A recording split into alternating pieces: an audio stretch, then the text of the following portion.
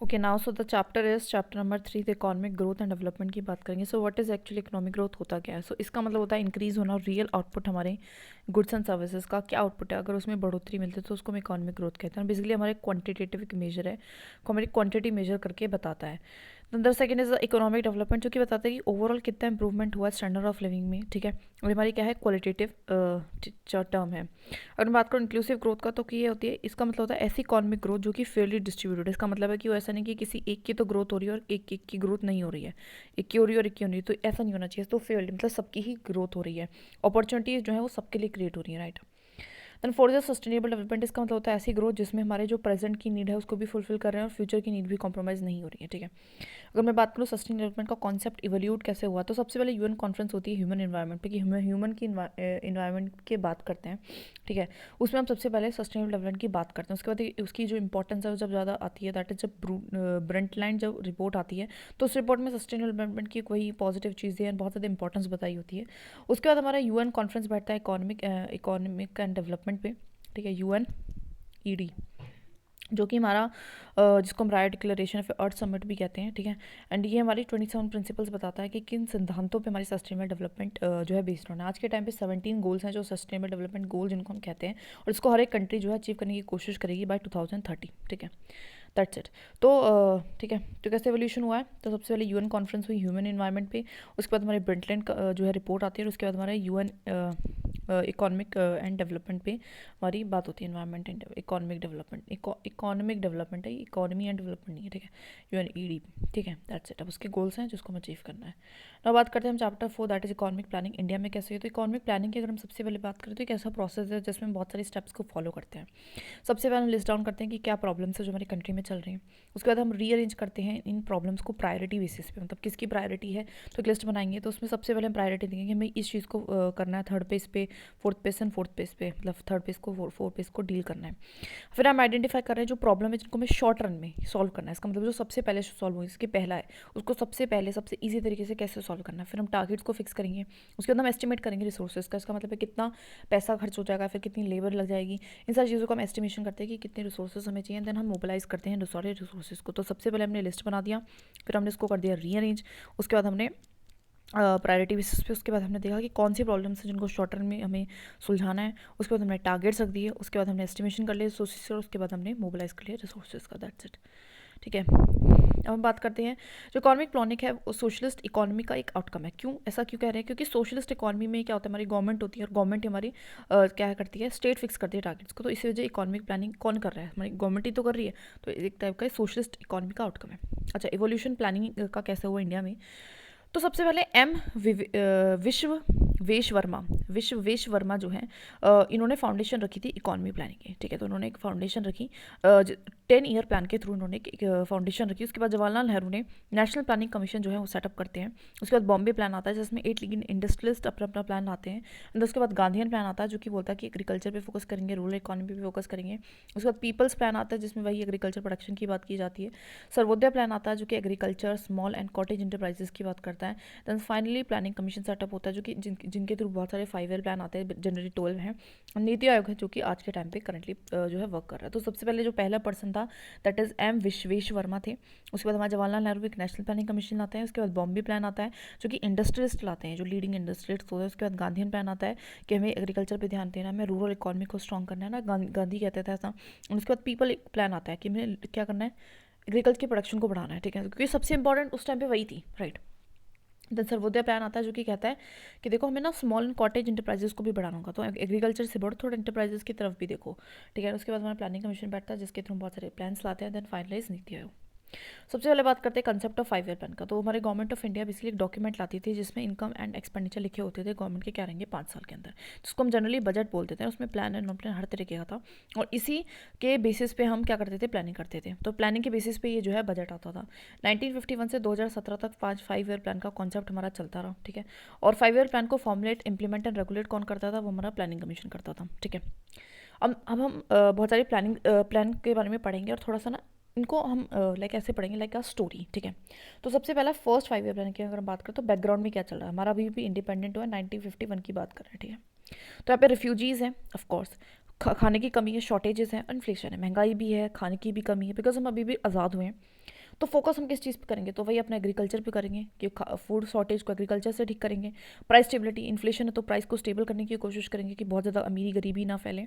And power and transport की भी कोशिश करेंगे, बिकॉज ये बेसिक चीज़ें हैं और बहुत ज़्यादा ज़रूरी भी थी अगर हमें एग्रीकल्चर को बढ़ाना है तो इसलिए भी ये हमारा सक्सेसफुल रहा। तो पहला हमारा जो प्लान था वो सक्सेसफुल रहा। तो बैकग्राउंड क्या था? रिफ्यूजीज थे, खाने की शॉर्टेज थी, इन्फ्लेशन चल रहा था, तो हमने agriculture, price stability and power and transport पे ध्यान दिया, सक्सेसफुल रहा।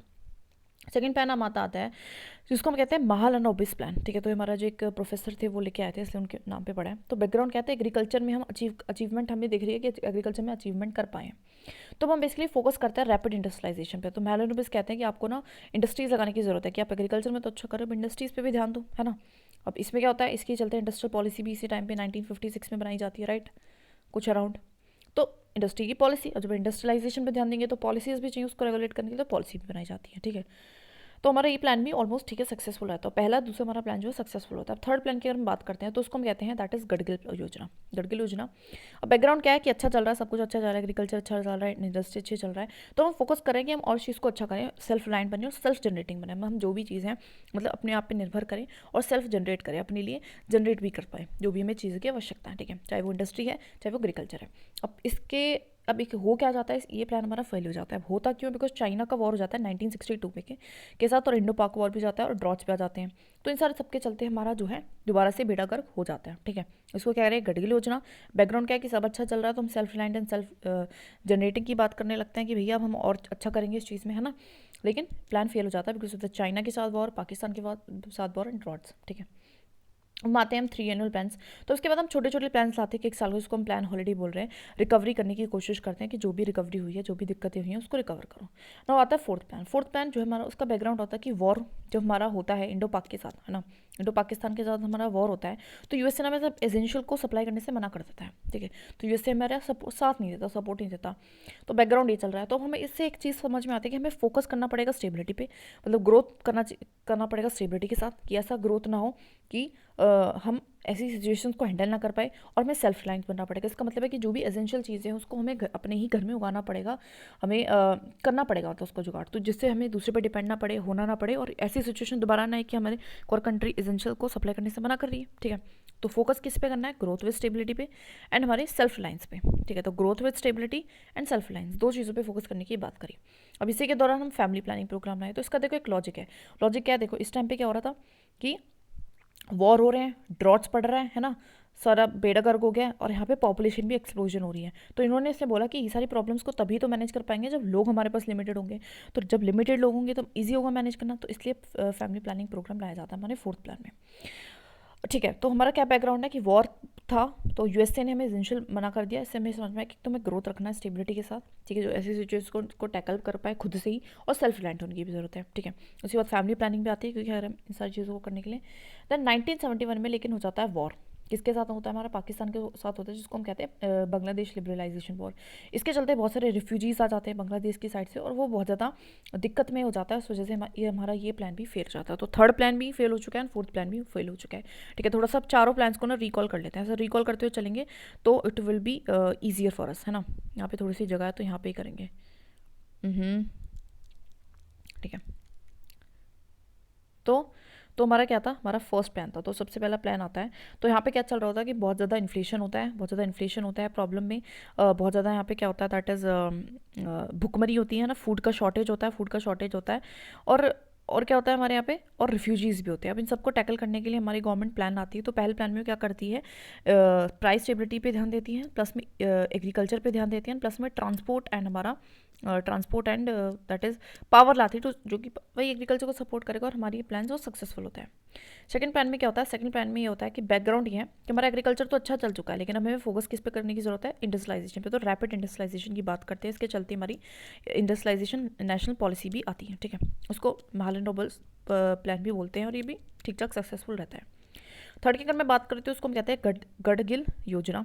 गडगिल योजना, इस प्लान में क्या होता है कि सब कुछ अच्छा चल रहा था दोनों सेक्टर्स, तो हम बात करते हैं कि हमें ना थोड़ा सा सेल्फ रिलायंट होना है, थोड़ा और अच्छा करना है, और सेल्फ जनरेट भी करना है, मतलब जो चीज़ की भी ज़रूरत है मैं उसको खुद ही जनरेट करना है। ठीक है, अब हो क्या जाता है इस टाइम पे, होता ही है ये इस टाइम पे क्या हो जाता है कि हमारे यहाँ पे दैट इज़ वॉर हो जाते हैं, बहुत सारी कंडीशंस लग जाती है, जैसे कि पाकिस्तान चाइना के साथ वॉर हो जाता है, या ना पाकिस्तान के साथ वॉर हो जाता है, ड्रॉट्स पड़ जाते हैं। तो इसके चलते हमारा जो प्लान है, जो हमारा प्लान है, ये हमारा फेल हो जाता है, फेल हो जाता है। ठीक है, अब बात करते हैं फोर्थ प्लान की। तो फोर्थ प्लान में क्या होता है कि बिकॉज यूएसए हमें एसेंशियल की सप्लाई करने से मना कर देता है during the war with Pakistan, तो हमें एक चीज़ समझ में आती है, एक तो हमें ग्रोथ करना है स्टेबिलिटी के साथ, है ना, स्टेबल होकर करना है, एंड प्लस में हमें ना सेल्फ रिलायंट होना कि भैया हम किसी और पर रिलायंट नहीं हो सकते हैं। और इसके चलते हम एक क्या लाते हैं, फैमिली प्लानिंग प्रोग्राम भी लाते हैं, तो दैट लिमिटेड लोग होंगे तो ज़्यादा ईजी हो जाएगा इस चीज़ को करना।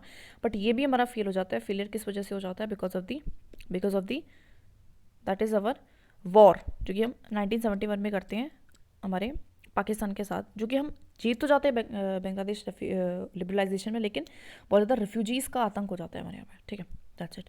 तो 1 2 3 4 4 हमने प्लान सब तक पढ़ लिए हैं और चारों में समझ में आ गया। फिफ्थ प्लान की अगर हम बात करें तो फिफ्थ प्लान में क्या होता है कि हमारे दो ऑब्जेक्टिव होते हैं कि सेल्फ रिलायंट होना है, तो हमने फोर्थ से ही सीख लिया था, और हमें पॉवर्टी को भी कम करना है। तो वो कहते हैं कि देखो सेल्फ रिलायंट होना है तो पॉवर्टी भी तो कम करनी पड़ेगी ना। ठीक है, प्रोग्राम इसके चलते प्रोग्राम आता है जैसे कि मिनिमम नीड प्रोग्राम। तो पॉवर्टी कम करना है तो आपको मिनिमम नीड प्रोग्राम देना पड़ेगा कि इतनी मिनिमम नीड है लोगों की, तो इतना प्रोग्राम देना पड़ेगा। मतलब मिनिमम नीड को सेटिस्फाई करने के लिए प्रोग्राम आता है, कितने पैसे देंगे लोगों को। नेशनल हाईवे सिस्टम भी आता है। नेशनल हाईवे सिस्टम क्यों आता है? क्योंकि हमें कुछ ना कुछ समझ में आता है कि भैया देखो रोड की बहुत इंपॉर्टेंस है, अगर आपको ग्रोथ करना है, आपको सेल्फ रिलायंट बनना है, तो रोड की बहुत इंपॉर्टेंस है। तो इसलिए नेशनल हाईवे सिस्टम आता है और मिनिमम नीड प्रोग्राम आता है। ठीक है, तो पॉवर्टी को कम करना है, सेल्फ रिलायंट, दो ऑब्जेक्टिव होते हैं। सिक्स प्लान में बेसिकली बिगनिंग हो जाती है इकोनॉमिक लिबरलाइजेशन की। तो थोड़ा सा हम इकोनॉमी को लिबरलाइज कर रहे हैं। देखो इकोनॉमी को हम लिबरलाइज करेंगे तो हमें उसको रेगुलेट करने के लिए भी अथॉरिटीज़ को इस्टेब्लिश करना पड़ेगा। जैसे कि हमने नेबार्ड को इस्टेब्लिश करा है, क्यों? जैसे कि वो सारी बैंक्स को देखेगा जो भी रूरल सेक्टर में हमारे क्या दे रहे हैं, लोन दे रहे हैं, तो नबार्ड को इस्टेब्लिश किया गया। ठीक है, अब इससे क्या होगी, अच्छा इकोनॉमिक लिबरलाइजेशन होगी तो हमारा क्या होगा, अनएम्प्लॉयमेंट भी कम होगी, क्योंकि सबको अपॉर्चुनिटीज़ मिलेंगी, ज़्यादा अपॉर्चुनिटीज़ मिलेंगी, है ना, प्राइवेट सेक्टर भी आ रहा है तो जॉब्स भी देगा वो लोगों को, तो अनएम्प्लॉयमेंट कम होगी। ठीक है, एंड वो सक्सेसफुल रहा। हमारा जो सेवन्थ प्लान है वो हमारा सिक्स प्लान जो है हमारा सक्सेसफुल रहा। तो समझ में आया? तो बिगनिंग में क्या हुआ, यहाँ पे इकोनॉमिक लिबरलाइजेशन आती है और नबार्ड को स्टैब्लिश कराया जाता है, बिकॉज अगर लिबरलाइजेशन है तो रेगुलेशन भी होगी। रेगुलेशन कौन कर रहा है? नबार्ड। और इस टाइम पे बिकॉज लिबरलाइजेशन आएगी तो प्राइवेट सेक्टर आएगा, और प्राइवेट सेक्टर एम्प्लॉयमेंट देगा तो अनएम्प्लॉयमेंट भी कम होगी, और ये हमारा सक्सेसफुल रहा। तो जो हम चाहते थे वो हम कर पाए इस प्लान के दौरान। ठीक है, then we have the seventh plan. Seventh plan का एम वही होता है, फूड प्रोडक्शन को बढ़ाना है, एम्प्लॉयमेंट को बढ़ाना है, और ये प्लान भी अच्छा रहता है हमारा। कोई खास वैसे इसमें कुछ खास चीज़ें हो नहीं रही हैं। तो फिफ्थ सिक्स सेवन्थ क्या प्लान कह रहा है हमारा? तो फिफ्थ कहता है दो चीज़ें, कि एक तो हमें पॉवर्टी को कम करना है और इसके चलते मिनिमम नीड प्रोग्राम लिया जाता है ना, और एक हमें क्या करना है, सेल्फ रिलायंट होना है, जो कि हम पिछले से सीख के हैं। तो उसके लिए हम क्या करते हैं, रोड नेशनल हाईवे जो है अथॉरिटी को इस्टेब्लिश करते हैं। ठीक है, सिक्स प्लान में हम क्या करते हैं, सिक्स प्लान में हम बात कर रहे हैं थोड़ा सा इकोनॉमिक लिबरलाइजेशन आ गया। लिबरलाइजेशन आएगा तो रेगुलेशन नबार्ड करेगा। ठीक है, और एम्प्लॉयमेंट को कम करता है। एम्प्लॉयमेंट कैसे कम ज़्यादा होगी, जब हमारा प्राइवेट सेक्टर आ रही है तो अनएम्प्लॉयमेंट भी कम होगी, और एक तरीके से प्लान हमारा सक्सेसफुल माना जाता है। सेवन्थ प्लान की अगर मैं बात करूँ तो दो ही चीज़ें उसने करी है। तो कौन कौन सी? क्या हमें तो प्रोडक्शन बढ़ानी है एग्रीकल्चर में, क्योंकि इस टाइम पे प्रोडक्शन कम हो गई थी ना, क्योंकि देखो ध्यान नहीं है प्रोडक्शन पे, ध्यान नहीं है, थोड़ा सा करना पड़ेगा। तो प्रोडक्शन को बढ़ाने की कोशिश की जाती है, और हमारा पॉवर्टी को कम करने की, है ना, पॉवर्टी कम करने की नहीं, फुटबॉल एम्प्लॉयमेंट को बढ़ाने की। तो अब देखो वही एम्प्लॉयमेंट बढ़ाने की इसमें भी बात है, तो सेम वही चीज़ है, और ये भी हमारा प्लान सक्सेसफुल होता है। तो ये हमारी प्लान जो है सक्सेसफुल होते हैं।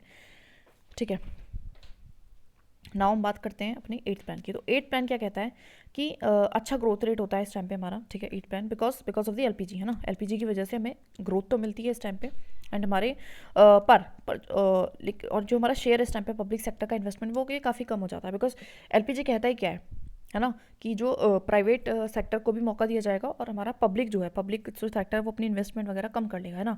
तो इकोनॉमिक एंड फिस्कल रिफॉर्म्स हम कह सकते हैं इस टाइम पे आ रहे हैं, कौन से? एलपीजी वाले रिफॉर्म्स यहाँ पे आते हैं एट्थ प्लान में। ग्रोथ बढ़ती है, और हमारी पब्लिक सेक्टर का ऑफकोर्स इन्वेस्टमेंट कम हो रही है बिकॉज ऑफ द एलपीजी। ठीक है, तो बैकग्राउंड में एलपीजी चल रहा है इस वजह से। ठीक है, नाइन्थ प्लान में हमारा ग्रोथ, फिर नाइन्थ प्लान में बात करते हैं growth with social justice and equality. अब देखो अगर हम लिबरलाइजेशन को लाएंगे, है ना, अगर हम एलपीजी लाए तो उसको बैलेंस करना पड़ेगा, क्योंकि एलपीजी में तो बहुत ज़्यादा प्राइवेट का रोल हो जाता है, कहीं ना कहीं हम कैपिटलिज्म की तरह चले जा रहे हैं, तो उससे हमारा जो सोशल जस्टिस एंड इक्वालिटी उसको हार्म होगा। तो इस वजह से हम नाइन्थ में क्या करते हैं, उसको बैलेंस करने की कोशिश कर रहे हैं। ठीक है, नाइन्थ में उसको क्या कर रहे हैं, बैलेंस करने की कोशिश कर रहे हैं। दैट्स इट, ग्रोथ को सोशल जस्टिस एंड इक्वालिटी के साथ हम बैलेंस करने की कोशिश कर रहे हैं एलपीजी को। ठीक है, दोबारा से एक बार कर लेते हैं। तो एट्थ में क्या हुआ हमारा, 8 में हमारी ग्रोथ रेट अच्छी होती है बिकॉज ऑफ द एलपीजी। और यहाँ पे जो पब्लिक सेक्टर का शेयर है, पब्लिक सेक्टर का जो शेयर है वो कम हो जाता है इन्वेस्टमेंट में, ठीक है। दो चीज़ें हुई, ग्रोथ रेट अच्छी हुई, पब्लिक सेक्टर कम हो गया, और एक तरीके से इकोनॉमिक एंड फिस्कल जो है रिफॉर्म्स लेके आए हैं, और उसको हम एलपीजी कह रहे हैं ना, एलपीजी, ठीक है। नाइन्थ में हमारा क्या होता है, बिकॉज हम उस एलपीजी के उसको इम्पैक्ट को बैलेंस करना है, तो हम बात करते हैं सोशल जस्टिस एंड इक्वलिटी की, ठीक है, सोशल जस्टिस एंड इक्वलिटी की। ना बात करते हैं 10th की। तो 10th प्लान जो हमारा होता है उसका फोकस होता है कि वही पॉवर्टी को कम करना है ना, एम्प्लॉयमेंट को बढ़ाना है, जेंडर गैप को भी कम करना है, लिटरेसी एंड वेजेस में, ठीक है।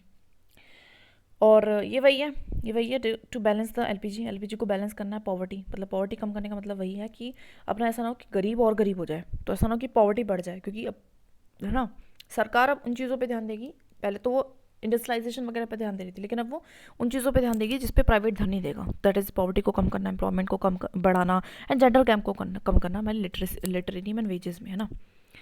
रीजनल अप्रोच को अपनाया गया था 10th प्लान में, तो सबसे इंपॉर्टेंट है रीजनल अप्रोच। अब ऐसा क्यों है कि बेसिकली चीज़ों को टारगेट करना था, तो रीजन के बेसिस पे हमें टारगेट करेंगे। 20 पॉइंट प्रोग्राम भी लाया गया, बहुत सारा प्रोग्राम, बिकॉज बहुत सारी चीज़ें कर रहे हैं, पॉवर्टी कम करना है, एम्प्लॉयमेंट बढ़ाना है, जेंडर गैप को कम करना है, तो बहुत सारे गवर्नमेंट जो है बहुत सारी प्रोग्राम्स एंड पॉलिसीज़ भी लाता है इकट्ठे। 20 जो है इतने प्रोग्राम्स एंड पॉलिसीज़ को वो लाता है, ठीक है। तो 10 तक दोबारा रिवीजन कर लेते हैं हम, ठीक है। एक बार 5th से लेके 10 तक हम दोबारा रिवीजन कर लेते हैं स्टोरी की तरह, जिससे दिमाग में बिल्कुल बैठ जाए, है ना। तो 5th जो प्लान है उसका ऑब्जेक्टिव क्या था, 2 ऑब्जेक्टिव थे, तो पॉवर्टी को कम करना है और सेल्फ रिलायंट बनना है। तो हमें एक बात समझ आई थी 4th से कि सेल्फ रिलायंट तो बनना ही है ना, पॉवर्टी को क्यों भी कम करना है, पॉवर्टी को भी कम करना है, ठीक है। तो तब सेल्फ रिलायंट तभी बन पाएंगे ना जब पॉवर्टी कम होगी, गरीबी कम होगी सबसे पहले।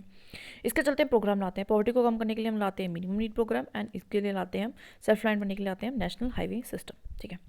6th प्लान में हम क्या करते हैं कि बिगिनिंग होती है यहाँ पे इकोनॉमिक लिबरलाइजेशन की, तो इसके चलते इसको रेगुलेशन करना जरूरी, तो नाबार्ड को स्टैब्लिश कराया जाता है। अब इकोनॉमिक लिबरलाइजेशन आती है तो प्राइवेट सेक्टर आता है, तो उससे अनएम्प्लॉयमेंट कम होती है, और ये सक्सेसफुल रहा है कहीं ना कहीं, ठीक है। अच्छी अच्छी चीज़ें रही हैं तो सक्सेसफुल रहा है। 7th प्लान की बात करूँ तो इसका एम होता है फूड प्रोडक्शन को बढ़ाना, ठीक है। तो फूड प्रोडक्शन से ध्यान चला गया भाई उसको भी बढ़ाओ, है ना, एंड एम्प्लॉयमेंट को वही बढ़ाना, तो एम्प्लॉयमेंट को बढ़ाना, अनएम्प्लॉयमेंट को कम करना है। डायरेक्टली देखो हमारा 6th में भी है, 7th में भी है, बस 8th 9th में नहीं है, फिर दोबारा से 10th में भी है, तो भाई जो सरकार का सबसे इंपॉर्टेंट फोकस भी रहता है, और ये प्लान भी सक्सेसफुल रहता है। 8th प्लान में अगर बात करूँ तो ग्रोथ रेट अच्छी है, बिकॉज एलपीजी की वजह से बैकग्राउंड में एलपीजी चल रहा है, तो ग्रोथ रेट अच्छी होती है, और यहाँ पे जो पब्लिक सेक्टर का शेयर होता है इन्वेस्टमेंट में वो कम हो जाता है, ठीक है। तो वही इकोनॉमिक एंड कुछ फिजिकल रिफॉर्म्स आ रहे हैं बिकॉज ऑफ द एलपीजी, ठीक है। 9th प्लान की अगर मैं बात करूँ तो 8th को बैलेंस करने के लिए 9th प्लान लाया जाता है, जो कि कहता है कि ग्रोथ हम करेंगे सोशल जस्टिस एंड इक्वलिटी के साथ। ग्रोथ तो हो रही है because of the LPG, but उसको बैलेंस करना पड़ेगा, कैसे, सोशल जस्टिस इक्वलिटी भी प्रमोट करना पड़ेगा। 10th प्लान कहता है कि जो फोकस है वो वही है, पॉवर्टी को कम करो। अब जो सरकार है वो थोड़ा सा सोशल इश्यूज़ के बारे में ज़्यादा बात करेगी, क्योंकि हमने पहले सोशल जस्टिस इक्वलिटी की बात करी, तो कैसा आएगा, पॉवर्टी को कम करो, एम्प्लॉयमेंट को बढ़ाओ, जेंडर गैप जो है लिटरेसी में वेजेस उसको कम करो, रीजनल अप्रोच करो, है ना, तभी तो इक्वलिटी हम एक तरीके से कर पाएंगे सबकी। एंड 20 पॉइंट प्रोग्राम, तो सरकार इस दौरान 10th प्लान के दौरान बहुत सारे जो है 20, तो 10 और 20 की जोड़ी सी लग रही है ना, तो इस तरीके से हमारी बहुत सारी गवर्नमेंट की प्रोग्राम में पॉलिसीज़ लाई जाती है। अगर हम बात करते हैं 11th प्लान की, तो इसका एम होता है इंक्लूसिव ग्रोथ करना, इन्वायरमेंट की सस्टेनेबिलिटी, मतलब यहाँ पे हम थोड़ा सा इंक्लूसिव ग्रोथ, तो पहली बार हम बात करते हैं इंक्लूसिव ग्रोथ का, कि हमको सबको लेके ग्रोथ करना है, हमें इन्वायरमेंट को भी देखना है। तो आज इससे पहले इन्वायरमेंट का फैक्टर नहीं आया, 11th प्लान में इन्वायरमेंट का फैक्टर भी आ जाता है। 12th भी वही है, अपना सस्टेनेबल इंक्लूसिव ग्रोथ करना है, सोशल जेंडर गैप को कम करना है, और यहाँ पे फोकस किया जाता है विलेजेस पे फोकस किया जाता है, ठीक है। इंक्लूसिव ग्रोथ कैसे आएगी, जब विलेजेस पे फोकस करेंगे, है ना, जेंडर गैप को कम करेंगे, तो इस तरीके से, दैट्स इट। अगेन बात करते हैं नीति आयोग का, तो नीति आयोग की अगर हम बात करें तो की फंक्शन क्या है, तो इसका मेन है कि वही पॉलिसी को फॉर्मुलेट करती है, कोऑपरेटिव फेडरलिज्म आती है, मॉनिटर करती है, वैल्यूट करती है उन सारी पॉलिसीज़ को, थिंक टैंक है ना, सोच करती है, विचार करती है, डिस्कशंस करती है, राइट। कॉम्पोजिशन की बात करो तो पीएम इसके चेयरमैन होते हैं, ठीक है। और इसके एक्स ऑफिसो मेंबर होते हैं 4 हमारे काउंसिल ऑफ मिनिस्टर होते हैं, जिसमें से जो है वाइस चेयरमैन हमारा पीएम ही नॉमिनेट करता है इनको भी, ठीक है। सीएम होते हैं, बाकी लेफ्टिनेंट गवर्नर होते हैं, फुल टाइम मेंबर्स भी होते हैं, एंड स्पेशल इन्विटीज़ होते हैं। ये दोनों क्या होते हैं, एक्सपर्ट्स होते हैं किसी पार्टिकुलर, उनको नॉलेज होती है, अच्छी एक्सपीरियंस होता है, ठीक है। रीजनल काउंसिल्स भी होते हैं, रीजनल काउंसिल जरिए किसने लगाई जाती है, एड्रेस करने के लिए कोई भी स्पेसिफिक रीजनल इशूज़ को ये डील करते हैं। इसमें हमारा पीएम चेयरमैन होता है, सीएम होता है, लेफ्टिनेंट गवर्नर होता है उस जगह का, ठीक है। तो वो उस रीजन के लिए स्पेसिफिक प्लान जो है फॉर्मुलेट कर देती है। चीफ एग्जीक्यूटिव ऑफिसर की अगर मैं बात करूँ तो इसके अपॉइंटमेंट भी पीएम ही हमारा करता है, ठीक है। तो ये एग्जीक्यूटिव जो है ऑफिसर होता है, ठीक है। That's it. तो कंपोजिशन एक बार देख लेते हैं। तो पीएम है एज अ चेयरमैन, उसके अलावा 4 काउंसिल ऑफ मिनिस्टर भी हैं, उसमें से एक को वो वाइस चेयरमैन बना देगा, ठीक है। उसके अलावा अब हमारे वही लेफ्टिनेंट हैं, गवर्नर होंगे, या फिर हमारे दैट इज़ एडमिनिस्ट्रेटर होगा जहाँ पे भी, या फिर सीएम होगा, ठीक है। और कौन आएगा, स्पेशल इन्विटीज़ भी आएंगे, और हमारे कुछ फुल टाइम मेंबर भी होंगे जो कि हमारे एक्सपर्ट्स होंगे, जिनको नॉलेज होगी। दैट इज़ इट, ठीक है।